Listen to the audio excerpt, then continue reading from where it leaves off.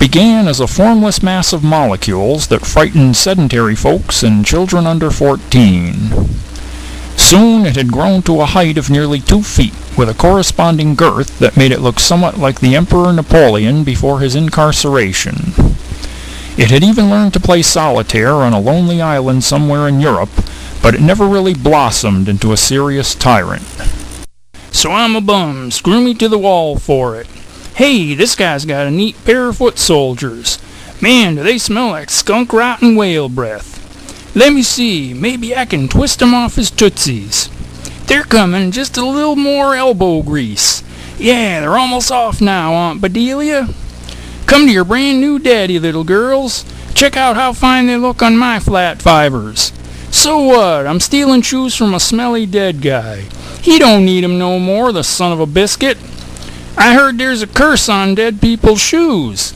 Live folks who steal 'em turn into poisonous toads. Well, heck, I'm too much of an idiot to believe in curses. He rides through the fields of great good fortune on a turkey-winged mare with nostrils of gold. His sword he conceals from the eyes of bold dragons, for to slice his salami while the meat is still cold. The bread he procures from the half-hearts and dimwits, whom he tricks while they eat off their cheap paper plates, chomping pickles so sour that they make foolish faces, as potato chip farts fly like birds freed from crates. Yea, his head is intact, though its contents are shoddy, and his long slender limbs cause his knock-knees to click. But his one claim to fame that the damsels all laugh at is the lump in his pants that contains not a dick. Just like the slimy caterpillar will blossom into the brainless butterfly, and just like the coolest spring morning will melt like discarded plastic into the summer from hell, so will the man who smells like a degenerate's funeral box emerge into the daylight of a world that couldn't care less whether he lives or dies unless his withering carcass is blocking rush-hour traffic on the interstate. The pansies think it means our house. It doesn't. It means our thing, oh mama. And this bearded mystic fella, what's his name? Casa Nostradamus, that's quite a mouthful of garlic bread. Try saying that 10 times fast while you're bleeding. Scusi, I didn't mean to imply that we'd draw blood. Usually by dropping a hint or two we can avoid that sort of thing. He comes in here like Moses with his wooden poker. Only this fella, he ain't got no wooden poker. Just this self-satisfied, determined look on his face. So we stop playing cards for a few minutes, check the guy out. Guido, we tell him to frisk the son of a bitch. The mystic, he ain't carrying nothing on him, no guns. So we say to him, Mystic fella, what, are you lost? Do you need directions to the old fool's home? He just looks at us like we're made out of stone. Then he tells us that we're all gonna be in big trouble. What kind of trouble, we ask him politely, smiling like jackals. Then he spouts off all of these crazy predictions about the future. He goes white. He starts glowing. We all go white. None of us gonzos start glowing, though, so we're all jealous. We say to him, Mystic man, get out of here or we waste you. Then the thunder comes, then the lightning.